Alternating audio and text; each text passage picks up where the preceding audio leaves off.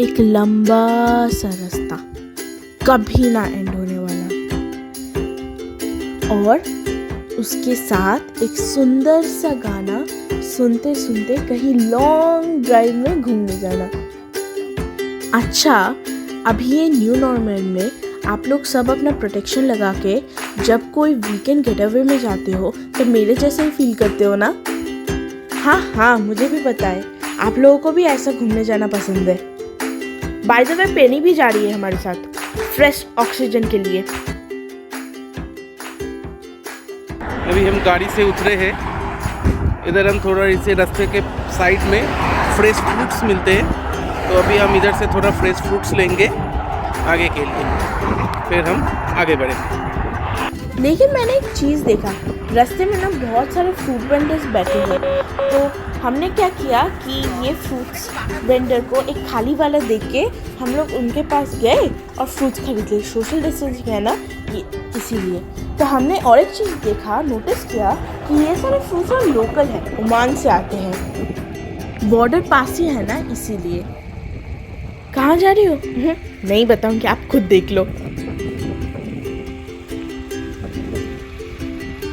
उफ,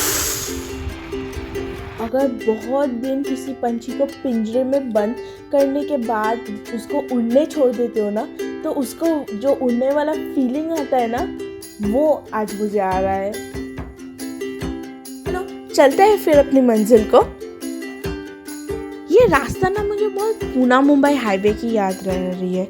वो road side में छोटे छोटे टीले रहते हैं, और फिर अगर आप बारिश के मौसम में ड्राइव करें तो वाओ, व्हाट अ व्यू।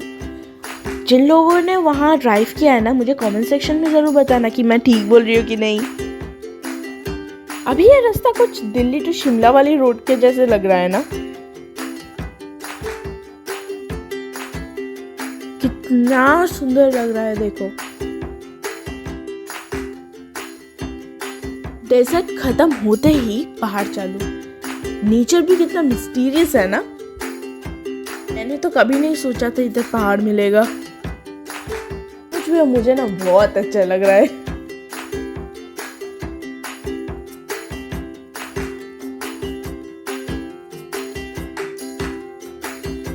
ये लो, पहुंच गए हम अपनी डेस्टिनेशन।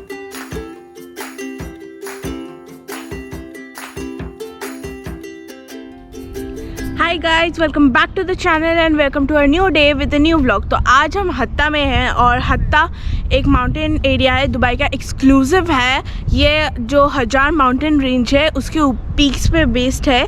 बहुत सारे अच्छे डेस्टिनेशंस हैं, जैसे हत्ता हेरिटेज विलेज है, डैम्प है, फिर हनी बी सेंटर है, डिस्कवरी सेंटर हनी बी।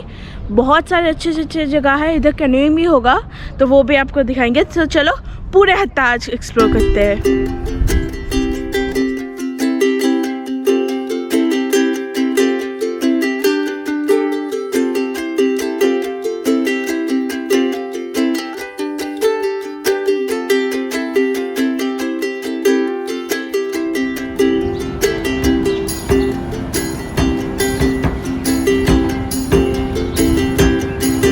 अभी आप देख रहे हो, ये हेरिटेज विलेज का इनसाइड का गार्डन एरिया है।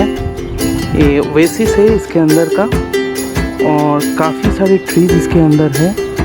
ये देखो, मैं आपको दिखा रहा हूँ कितना अच्छा व्यूज़ आ रहा है इधर से। और वेदर बहुत ही अच्छा है, एकदम क्लाउडलेस वेदर है। हल्का हल्का हवा चल रहा है।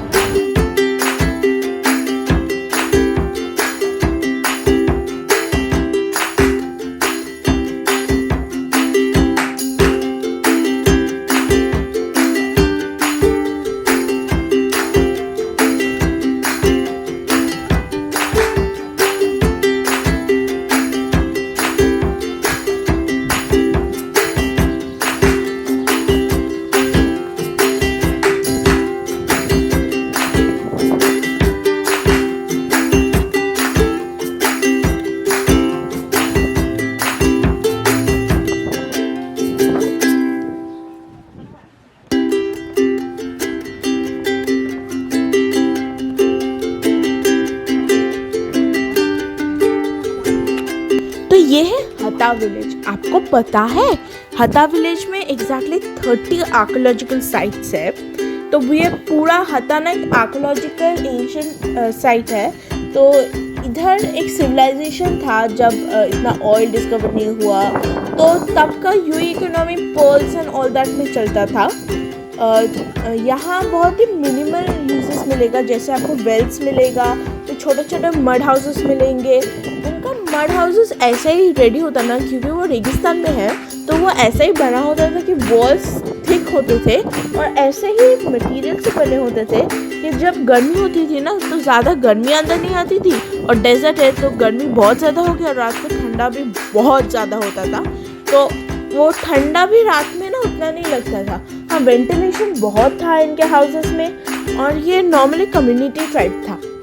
तो इधर आपको इंफॉर्मेशन बहुत मिलेगा इधर साइड से, और यहाँ बहुत सारे स्टीप्स हैं, आपको चांसेस मिलेगा पूरा विलेज का टूर लेने का। और इधर साइन बोर्ड किया गया है कि कौन सा आर्किटेक्चर कौन सी चीज़ में यूज़ होता था, जैसे पंचायत होगा, फिर नॉर्मल हाउसेस हुआ, या फिर कम्युनिटी हॉल्स ऐसा हो गया। ये बहुत इंफॉर्मेटिव है।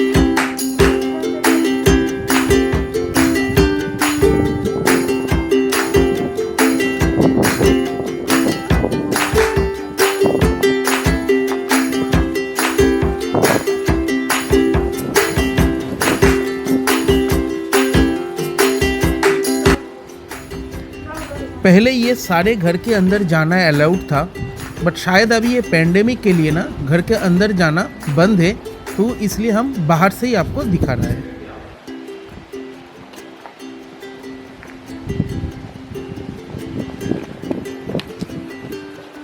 ये देखो, इसको ना थोड़ा पास से दिखाने का कोशिश करता हूँ। अब देखो इसको,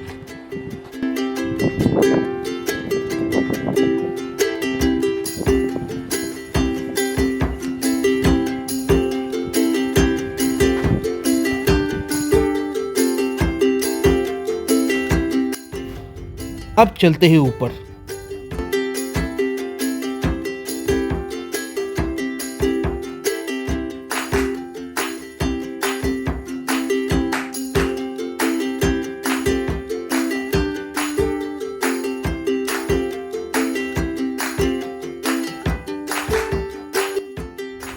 सीढ़ियाँ भी इधर ख़त्म हो रहा है, और आज शू भी प्रॉपर नहीं है, इसलिए पूरा ऊपर तक तो मैं नहीं चढ़ पाऊंगा, पर मैं कोशिश करता हूँ जितना दूर आपको लेके जा सकता हूँ। अभी देखो ऊपर से इसका नज़ारा देखो, कितना सुंदर दिख रहा है ये।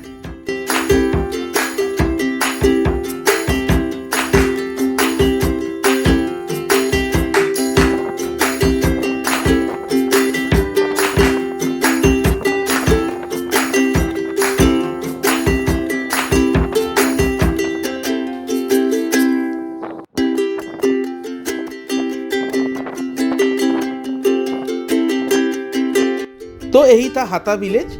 अभी चलते हैं नेक्स्ट डेस्टिनेशन की तरफ। ये था हाता सीरीज का फर्स्ट ब्लॉग।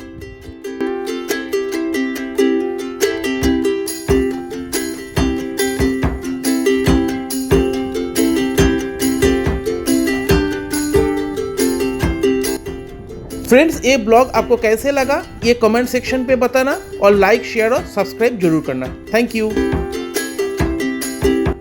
तो सी यू इन नेक्स्ट ब्लॉग।